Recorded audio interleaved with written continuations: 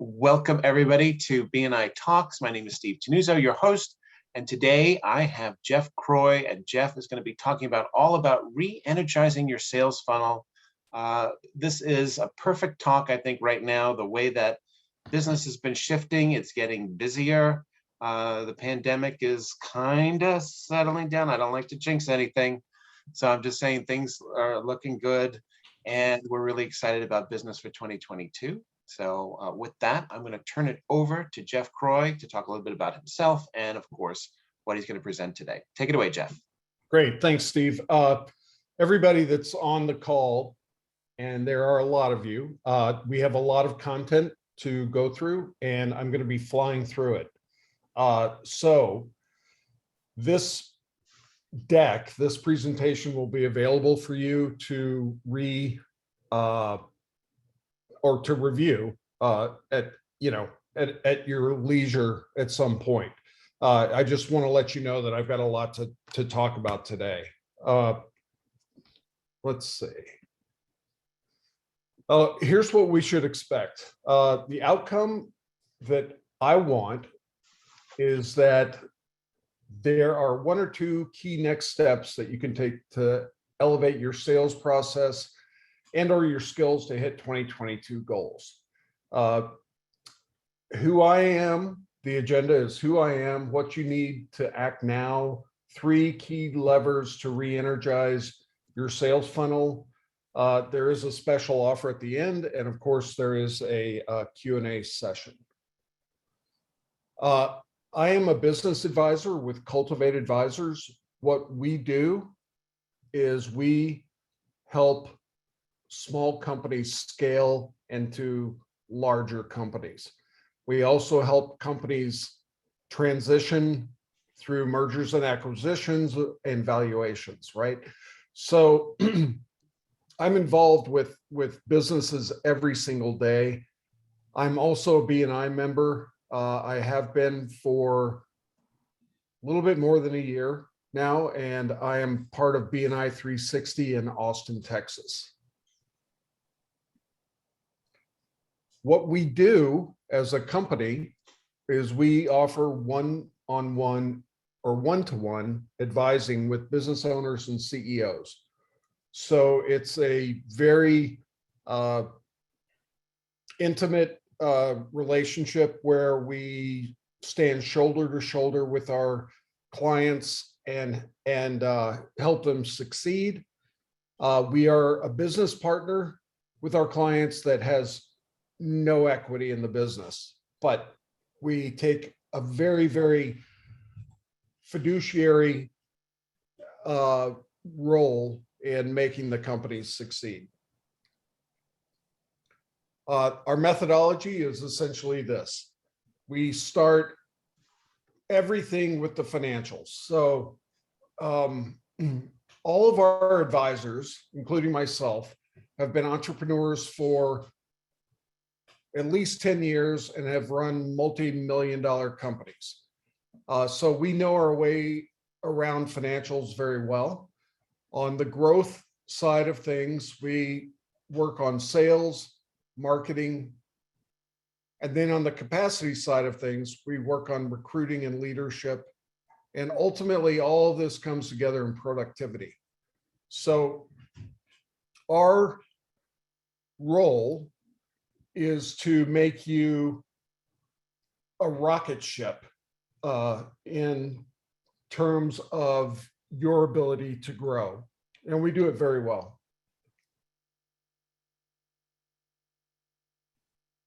So whether you are a hustler, a solopreneur managing all aspects of the business, or an experimenter, you've hired a few employees that can allocate time to work on the business, or a visionary, you're identifying the destination and turning your attention to find the top talent, or a systematizer that's bringing in a leadership team or an influencer. We work with all of these stages. And so I've got clients that have anywhere from $250,000 a year in revenue to $20 million a year in revenue. We are industry agnostic. We do not specialize in any one particular industry. We are currently working with about 140 different industries across the American economy. And that's important because we are experts in growth.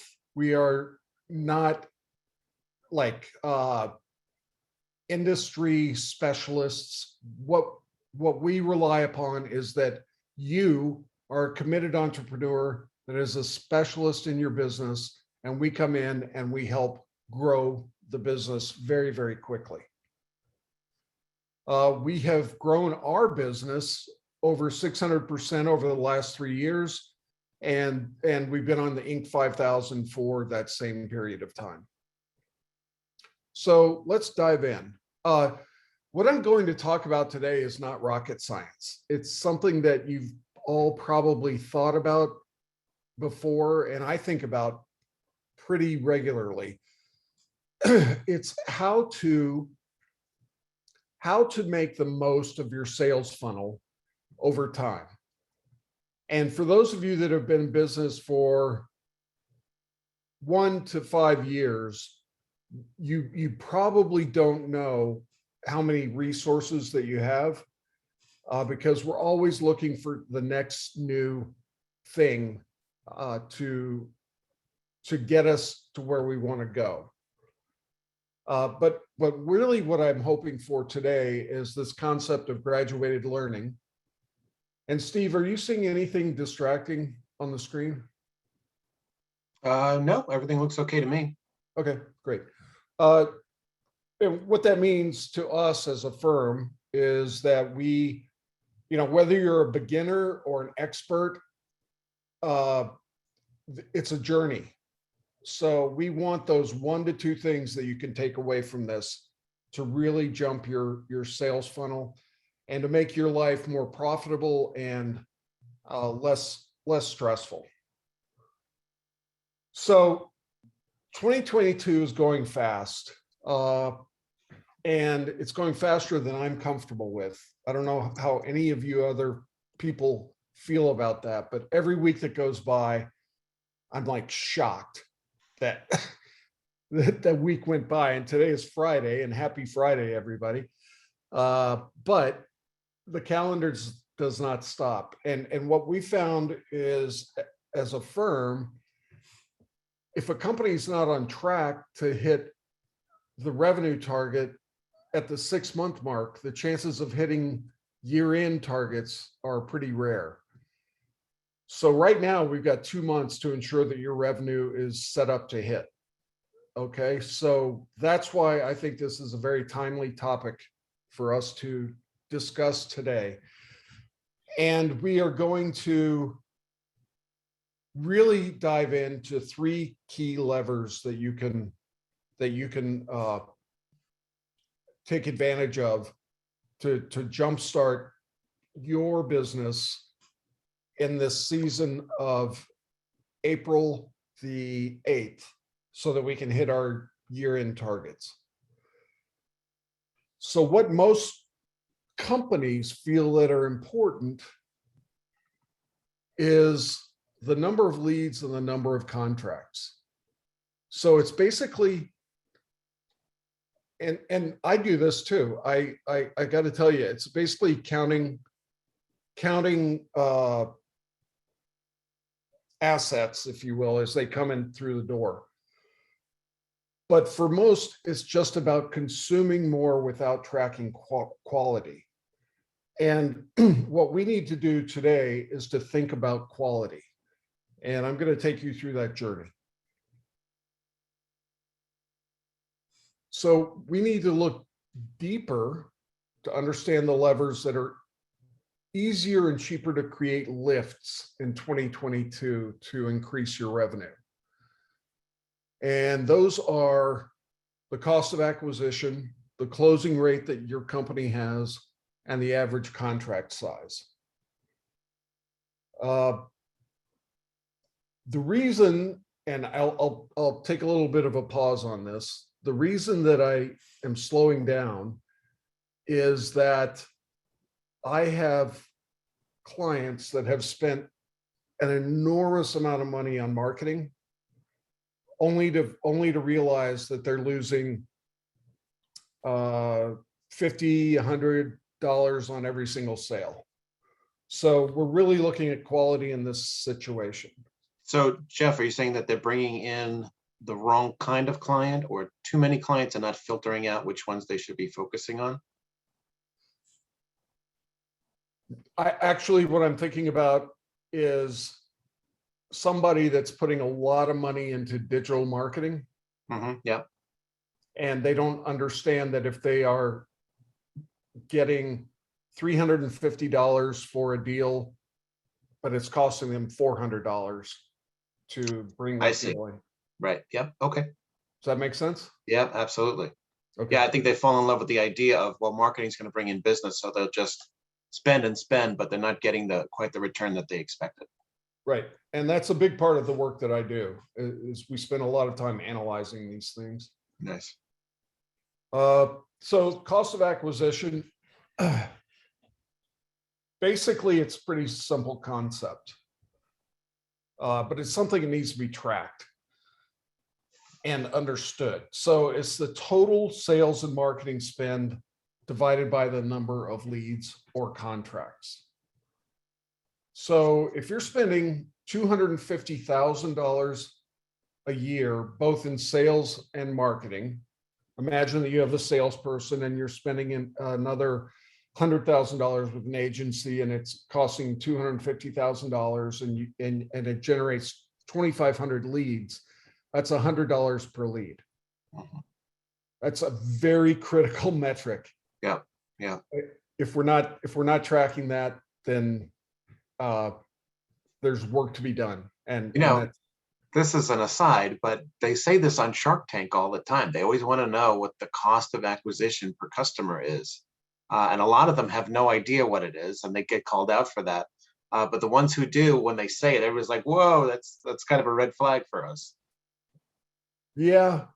And I got to say, probably 50% of my clients have had to be,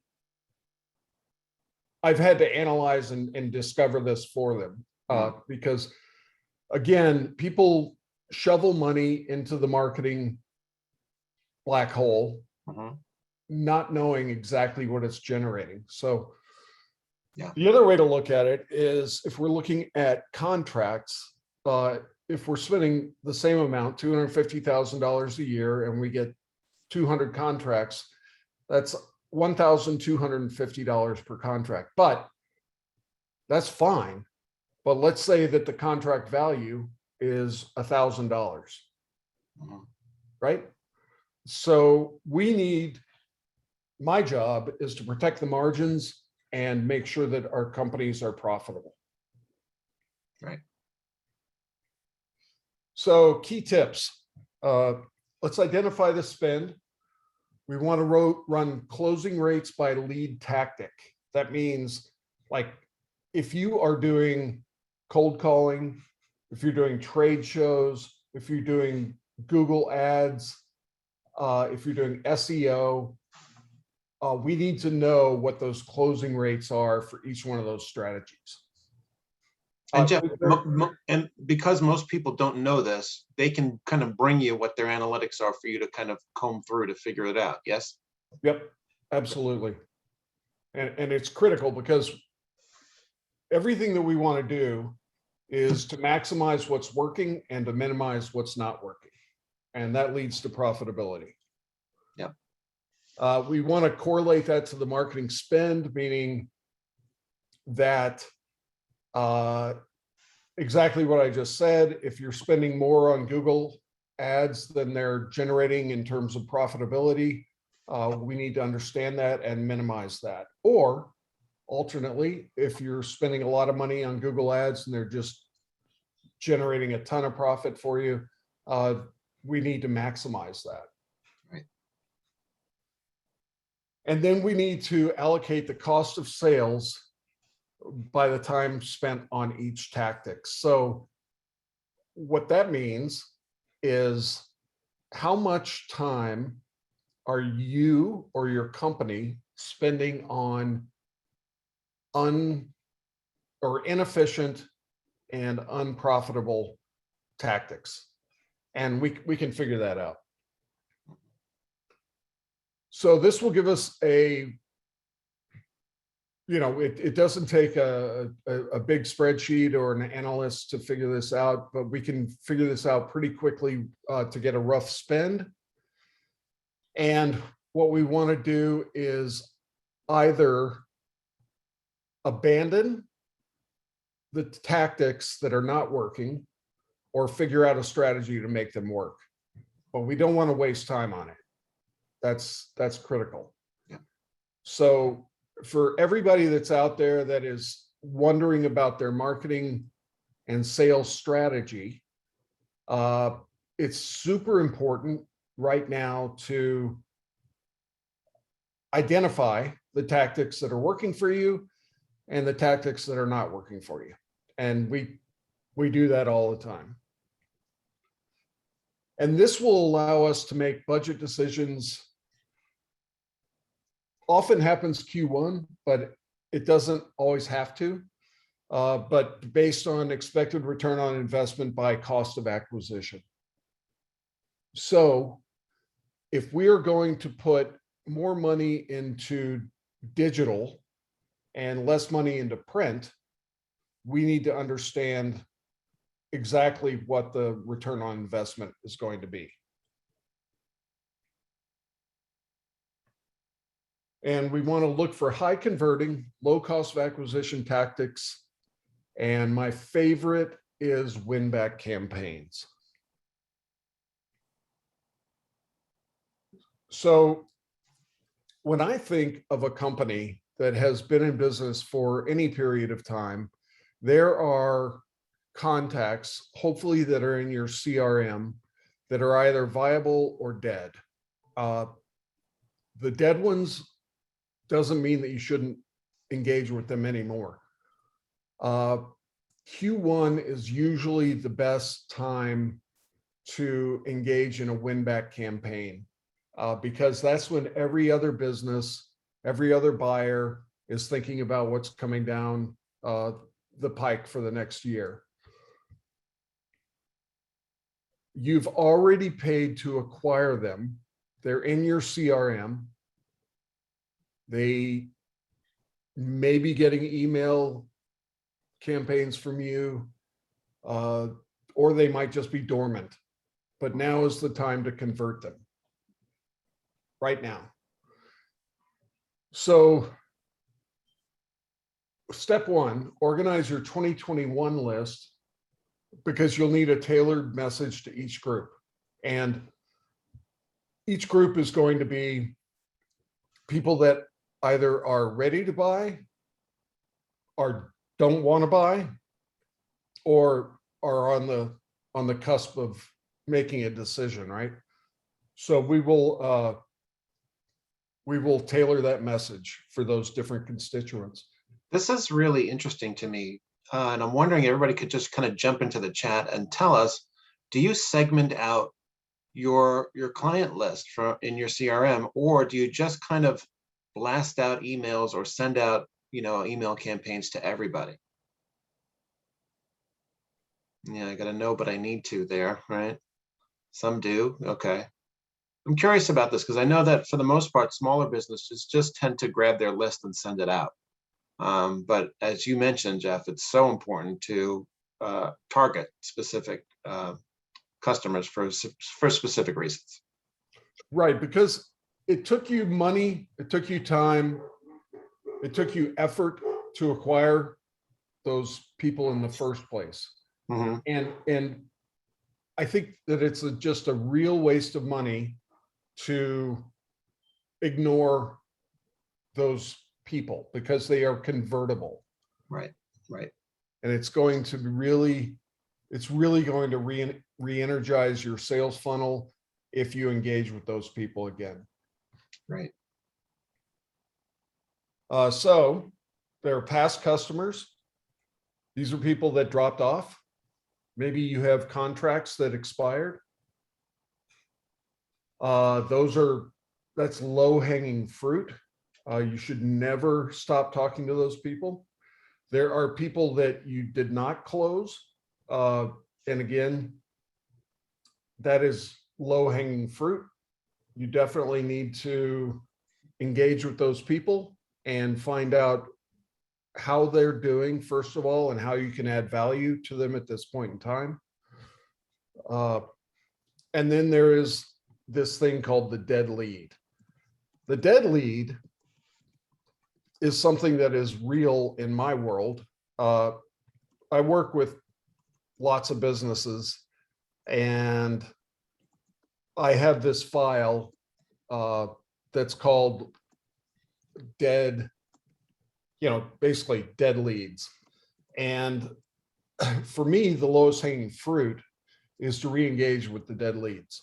So if there's somebody that you think is just a lost cause, it's going to cost you a lot less to re-engage with them than it is to acquire another one. So think about the rest of 2022 and think about how much money and time you can save to attract all of these different constituents. So step 2 is planning your approach. There is, if you're doing email campaigns through MailChimp or Active Campaign or whatever you're using, Campaigner, I don't know. You can identify the email server with click tracking to figure out exactly who is clicking. And that goes by basically individual to individual. Build 2 to 4 emails per list within 5 to 7 days between them. And this is a common strategy is called a drip campaign or a funnel campaign. But what's really important is that what we have learned is that it takes between 7 and 12 touches for each customer to be converted. So let's say, for example, that you have somebody in your CRM that just looks like a completely dead opportunity, right? But you've only touched them 2 times. Then you haven't really done your work, because you need to touch them more than 7 times. And then they will become a customer. When you're doing email campaigns, use the most bold subject lines to get their attention, focused on the most common pain points based on current buying journey. For example, are you having a hard time are you having a hard time having employees be accountable? It depends on what business that you're in, but those kinds of subject lines do get attention because we're really focusing on pain points. And you guys all know what pain points are important in your industry. Provide resources or quick write-ups on your website to ensure that you see clicks that will prioritize who is engaging with you. So that means if you provide a certain product or a service, and if you can put it on a blog or your website that says, hey, if you're really having a hard time with this, this is something you should try. And it might not even be something that you provide, but it's something that will add value to your community and will generate more engagement and business. And then have a lot of direct assertive questions within the language that will get the conversation going again. So don't be shy. Ask your audience what's keeping them up at night. What are they working on? What's going well? What's not going well? And email. Hey Jeff, it is 12:27 right now. So you've got a lot more to go. So let's go for another 10 minutes. Okay. Okay, good. Good stuff here. Steve, emails should always appear from you as an individual, not the company. So just to use our company as an example, past customer, have you heard Cultivate Advisors fix their biggest problem? We're reaching out because check out our big update. We just announced that it's helping us go 5 times faster with our clients. A not closed example would be, are you fearful that having an advisor will just generate a lot of talk and not tangible results? Again, a great open-ended question. You realize you're not alone in thinking this. Take 2 minutes and watch our most recent case study. You can do that on video. I recommend that. You're missing out. We want the chance to show you what we're capable of and what will that take. Dead lead examples. We didn't even get to show you what we're capable of. You're really missing out. What percentage of revenue and profit did you grow by last year? A great direct question. Anybody that won't answer that is probably not a good customer. You got to be a little bit curious. Click here to browse through our advisors' backgrounds. It could be the missing puzzle piece. And final tips, don't stay on email. Once people are engaged, pick up the phone. Don't hide behind email. Multiple touch points. So after initial individuals engage, start calling others to see if you can get engaged and use the same language in voicemails. If you do this right, you could over triple the size of your current sales funnel. Steve, I know that I've got more content. I want to be very respectful of everybody's time. Would you like to open it up for Q&A right now? We could. Oh, Liz is saying, let's see. Yeah, Liz recommends having an editor look through all of the marketing.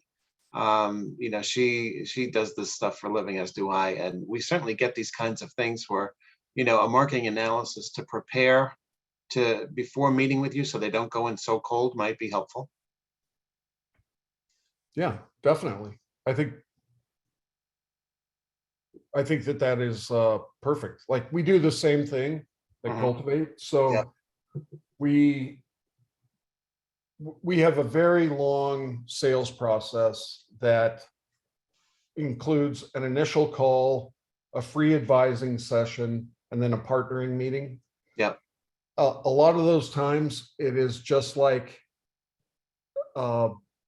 finding out if it's a good fit, if we can help the company, you know, and I would say 50% of the time we literally turn away business.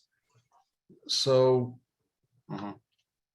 I think that makes perfect sense. And whoever the marketing people are on the phone or on the call today, I think that I would endorse that. Yeah, great. So, all right, let me ask you, folks. Jeff has got more stuff on this presentation. Do you feel like you've had enough to take in, or do you want some more? Just throw it right into the chat and we can go another 10 minutes before we go into more Q&A. All right, Howard wants more. Oh yeah, all right.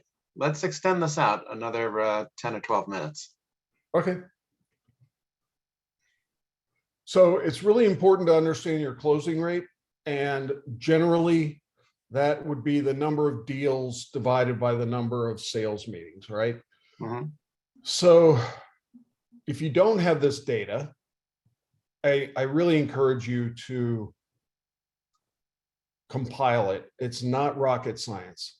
It's something that any of us on the call today can do. But if you're doing 100 meetings and you've got a 30% close rate, you've got 30 contracts. Obviously, if you're doing 100 meetings, you got a 50% close rate, you got 50 contracts. We need to maximize the close rate, and it's important to understand what that means. So, for example, when I am talking to a prospect, I generally ask a lot of questions, a lot of open-ended questions. I want to find out what's going on with their business. I want to find out what's going on with the competition. I want to find out what's going on with their personal lives. I want to find out what's going on with their marketing efforts. What are their aspirations? Those kinds of conversations reveal a lot.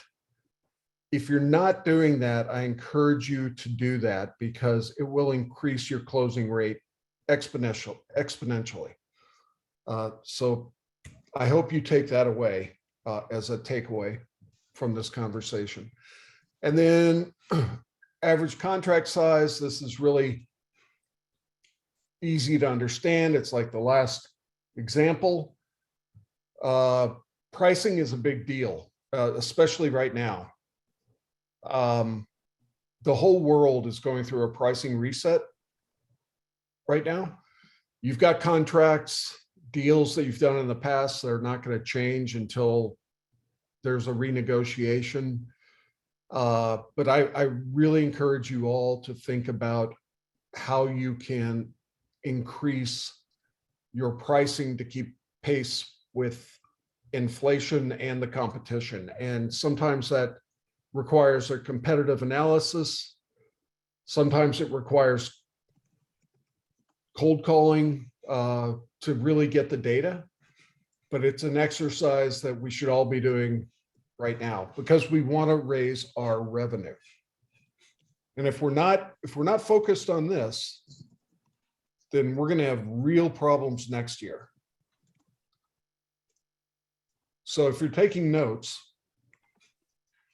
I would just put a big thing that says pricing exclamation point. Yeah, absolutely. Important. And by the way, Jeff, do you work, you had solopreneurs up there, so I think some of the numbers that you're putting up might be a little daunting for people to look at because maybe their average sale is only $2,000 or so. Is that okay? Oh, yeah, definitely. Yeah. I've got a medical practice in New York City whose average sale is $350.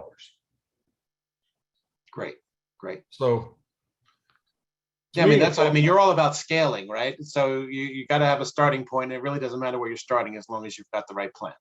Right. Yeah. Think about Wrigley gum. Mm-hmm. If I go down to my local gas station, I can buy a pack of gum for 75 cents. Right. Wrigley's is a multi-billion-dollar enterprise. So, right. So for a product, if we're selling a product, we want to do some A/B testing, meaning you want to test with a certain segment of your client base, a certain price, and a different segment with a different price and see how the conversion changes. Mm-hmm. We want to have the flexibility to move pricing when we need to, if we can, for a product. Harder to do for a service. For a service, if you're changing pricing, start with new clients coming in.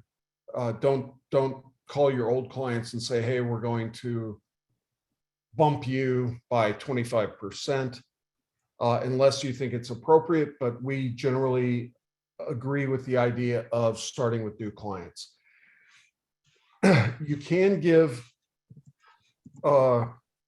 notice of a shift in pricing to existing clients and let them have the opportunity to have a discussion and negotiation with you. And hopefully that will work in your favor. My experience is that it almost always does. But we just don't want to like give somebody cost or price shock. Right. So upselling, where you sell the customer a better product at a greater price than the original request. This is low-hanging fruit. Like, think about your existing clients. Keys to success are focus on connection to the customer's needs. All right, so think about a client that you might be selling one service to, but you know that they are contracting other services from other providers. Can you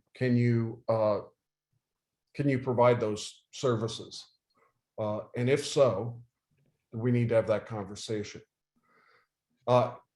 If we can show results instead of just telling results through data, that's always much more persuasive. And be assumptive in that it's really the only option based on what they want. Meaning that if you've got a client, a buyer that we know is in need of additional services and we can provide them, then it's a no-brainer, right? It's just really a no-brainer. There's no reason, there's not a company in the world that I know of that wants more vendors. So that is why this concept is so important.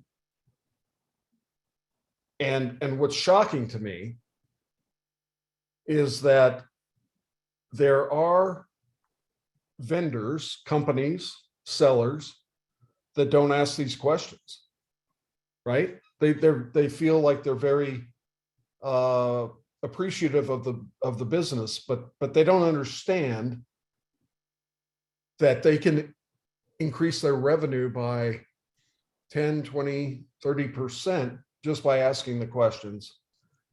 And nobody should be ashamed of that, right? So we need to be really, really courageous about the questions that we ask, because it will lead to much more revenue. Cross-selling, keys to success, group related products, so that if you're selling a wrench, you should probably also sell some screws. Don't provide too many options, as you'll create paralysis by analysis, meaning we've all been in the situation where we're in a restaurant and they've given us a 4-page menu and it's overwhelming. And by the end of looking at it, 30 minutes has passed. We don't want to do that. Get verbal on the initial sale, then tie in additional options before the contract signs. So what that means is you are selling one thing, you get verbal approval for that, and then you say, but what about this other thing? And then we are going to increase revenue in that way. So I just spent 30 plus minutes of your day, hopefully giving you some good content. I want to thank you very much for your time. It's not easy to do that in 30 minutes, but my company is offering a free 2-hour advising session. This is no obligation, nothing like that. You will walk away with a complete roadmap for growth and a 5-year pro forma. And I will provide you with the best advice that I can during that period of time. It's extremely valuable. And then you've got my contact information below. I would absolutely love to hear from all of you. I personally know what it's like to be an entrepreneur. I've been through it multiple times. I have bought and sold companies. I have raised venture capital. I have shut down companies. It's not easy. It's definitely not easy. It's something that can be lonely at some times. And that's why I am now a business advisor with Cultivate, because I can work side by side and come along with my clients to really achieve success. So thank you.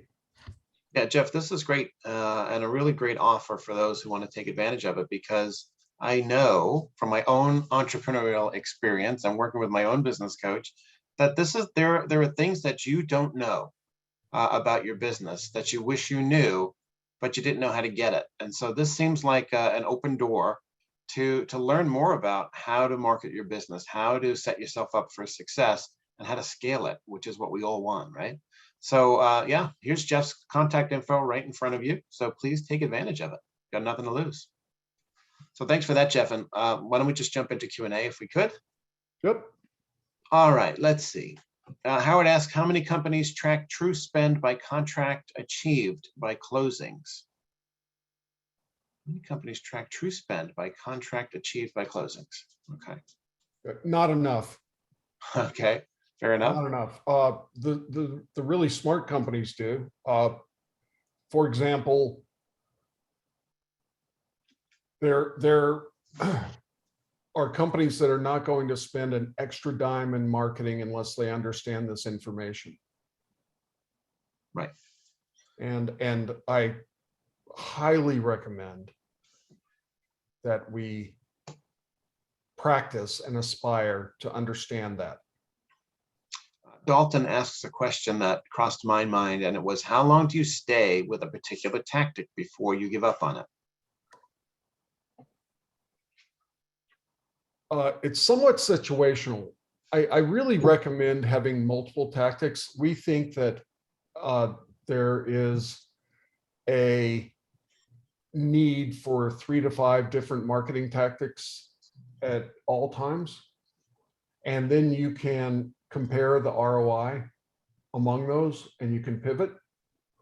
And you can, the last client that I had where we really had a problem, she went in really, really deep into digital marketing. I started tracking the performance about a month into our engagement, and it took me 3 months to convince her that this is not working out. So I want you to have a real eye on that, because marketing companies will do the very best that they can with all great intentions. But if the math doesn't work, the math doesn't work. Right. And we can track that. So that's the way to do it. Okay, so speaking of math, Beth asks, do you have a general percentage ROI for any tactic, like say 150% return on investment? Like, is there a certain number that makes sense, or does it depend on, what you're promoting or who you're promoting to? It actually depends on your P&L. Okay.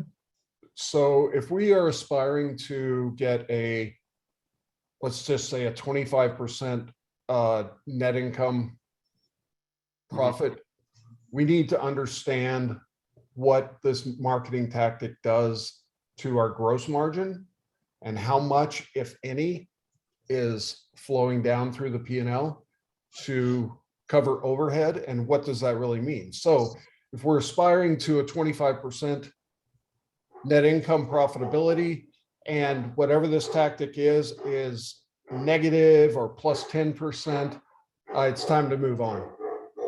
Yeah, I think this is something that we don't think about, right? We think, right, what do we spend and what do we get back? But how does it trickle down to the bottom line with all the other factors involved? So that's a great answer. Thank you for that one, Jeff. And Carlos has the most straightforward answer question I've seen in a while.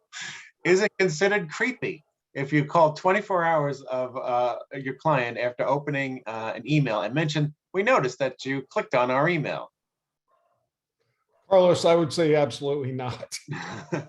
That's your job. Yeah.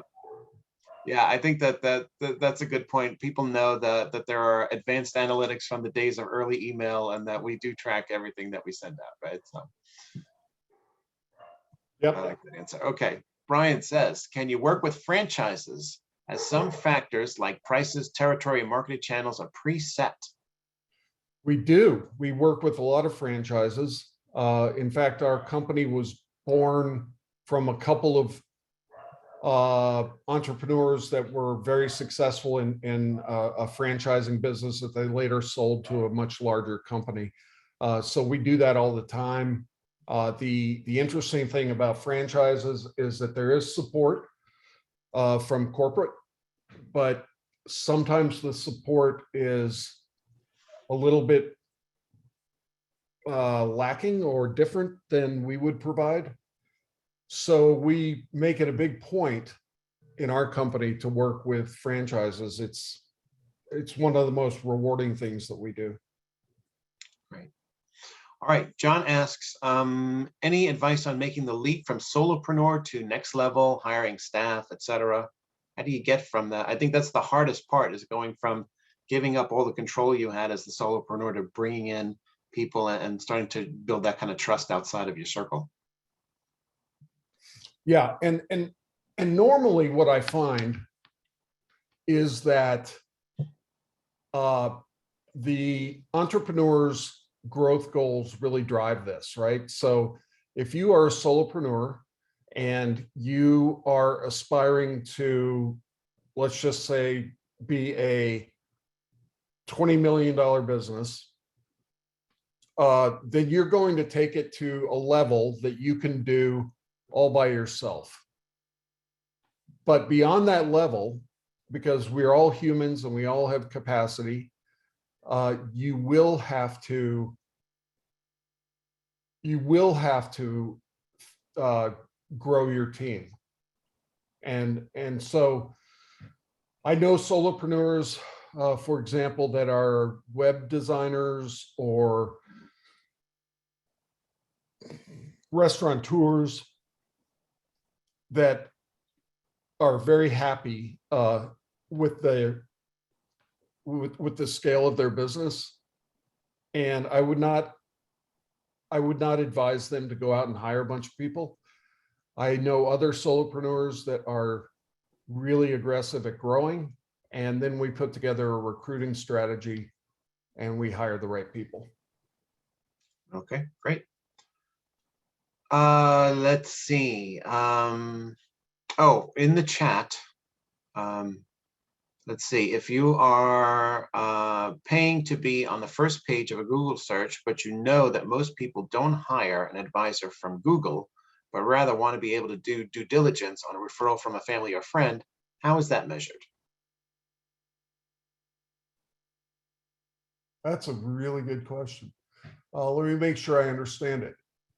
If you're paying to be on the first page, generally that means it's either a paid ad or really good SEO. Right.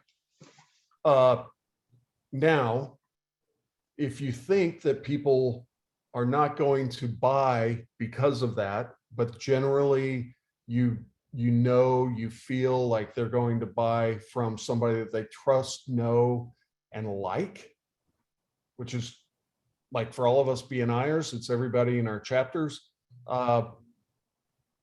then it's a total waste of money. So you need to figure out what is the right marketing channel for you.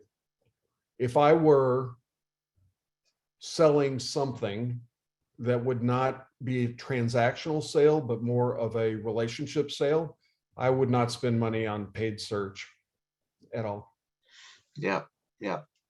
Okay, and it's funny because we've had a few people who will agree with that statement that you can find organically, if you're doing everything right, you can pretty much match what you're getting for less money than you would paying for a pay-per-click ad, right? Yep, it takes a little bit more time, but yeah, absolutely. All right, so Kara's got an interesting question. We have had a lot of 501c3 and 501c6 companies come into BNI in the past year, and she asks, does this kind of tactic apply to 501c3? She is an outreach organization helping homeless individuals. So is this the kind of, do you work with nonprofits? we do. This whole presentation is particularly applicable to people that are in development with 501c3s, because a 501c3 is basically a company. I mean, it's nothing else, but the goal is to raise money to support the programming of whatever the nonprofit is doing. And so what we do is we work with nonprofits to make sure that they have the right tools, strategies, processes in place to make their development execution much better. Okay, excellent.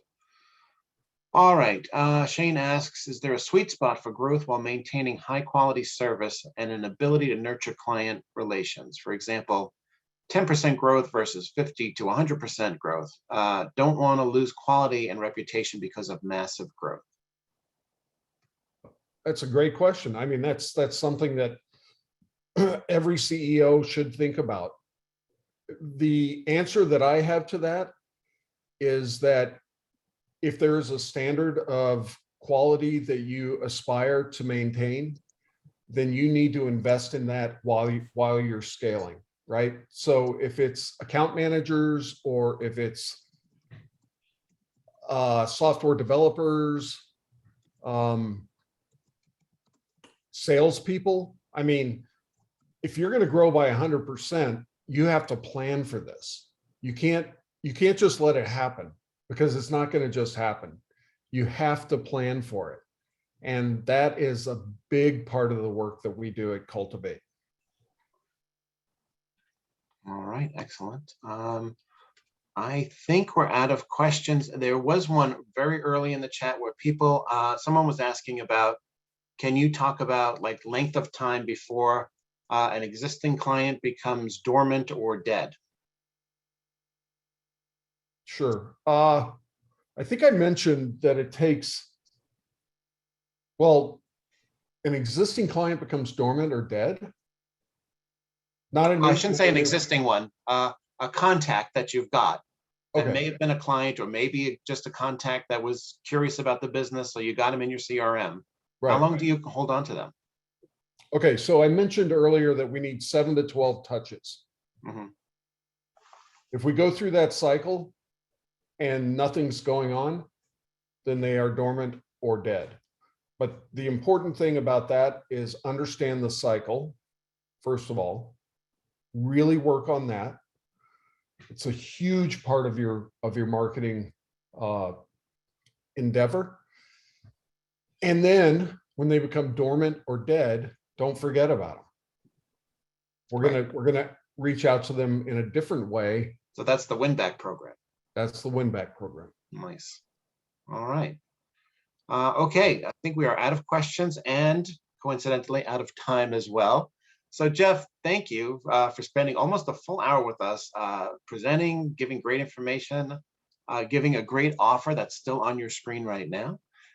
For those of you who would like to take Jeff up on his offer, please do.